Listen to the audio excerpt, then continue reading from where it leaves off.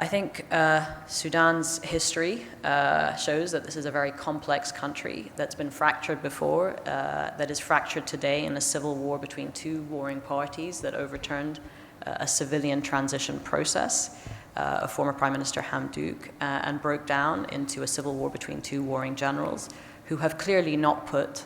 the benefits of their people at the forefront of this horrific struggle that has had untold damage on civilian populations, where food aid has been weaponized, where people have had to flee their homes and their security and have sought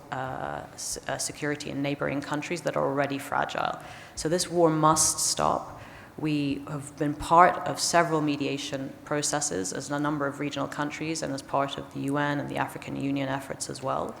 to see a ceasefire in Sudan many times in its history. Prior to this, there was the ALPS process, as you will remember, that we also were a part of, that was a different format. There was the Jeddah process 1 and 2, that was a different format. And today, what we see with the Quad format, led by this US administration, is the closest we have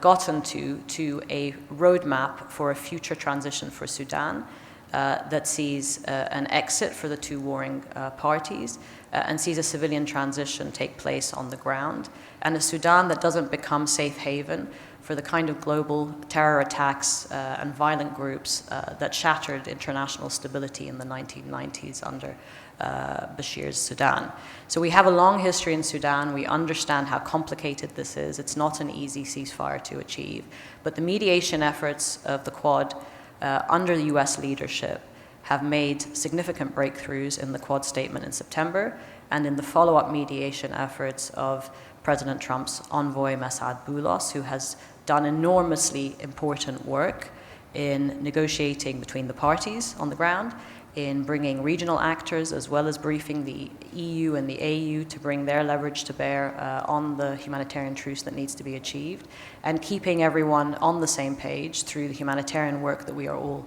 providing to making sure that the citizens of Sudan, the people first and foremost, get the aid that they so desperately need. So I am, as a diplomat by nature, I try to be a little bit optimistic about mediation efforts, and I don't think the people of Sudan have any time left. This war must stop now. The UAE is fully committed to this war stopping now, but we need the two warring parties to also understand that it is time to stop.